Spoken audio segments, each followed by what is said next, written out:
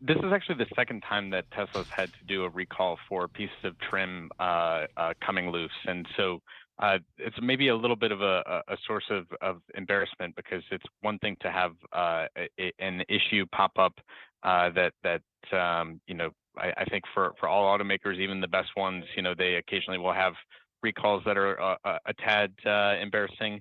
In this case, to have it happen twice, granted it is a different part of the vehicle, but this truck, of course, was so sort of famous for Elon Musk's decision to clad it all in stainless steel, and apparently they're having trouble with the adhesives to keep that steel stuck to the vehicle. Craig, generally speaking, what's the if I were to go to Consumer Reports, what's the general feeling out there in the auto world about the quality of a Tesla vehicle? I mean, I think for the Cybertruck, it's really interesting that this is the 8th recall that they've done. Okay, that answers it, I guess. And to be fair, some of them have been, for minor issues. My favorite one last year, they violated a font size rule in the U.S. where, when you warn a driver that of safety critical data, you've got to do it in a large enough font, and Tesla violated that. So. That of course is not a particularly, I guess it's not unserious, but it's, a relatively minor thing.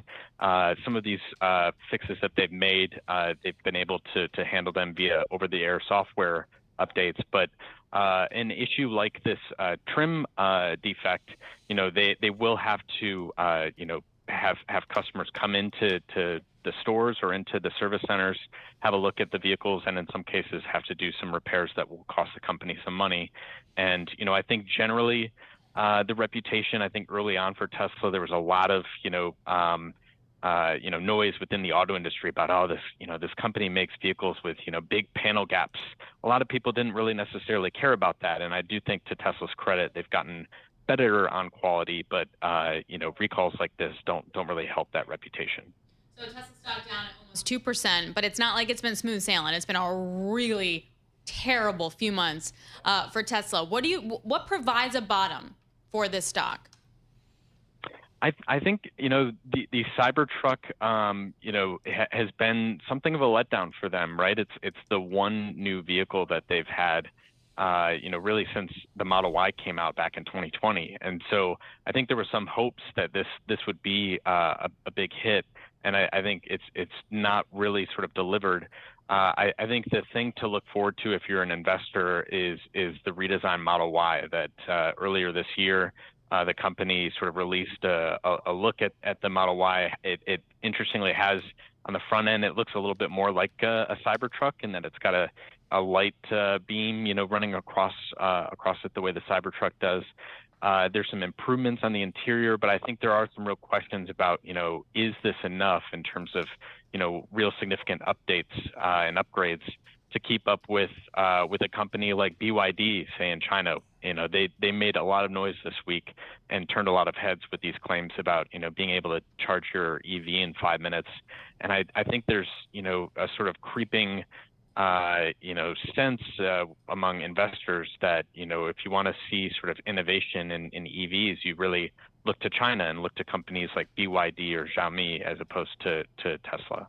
And that in and of itself, Craig, is a subject of discussion here. When you talk to the Western auto companies that you speak with, whether it's a Volkswagen or even a Ford or whatever, are they prepared to cede the EV market to China? I mean, I think the fact of the matter is, it's already been ceded. Wow.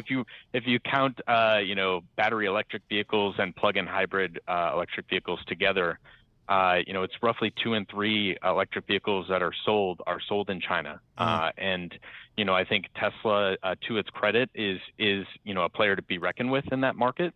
But, in terms of who's the leader, it's far and away BYD.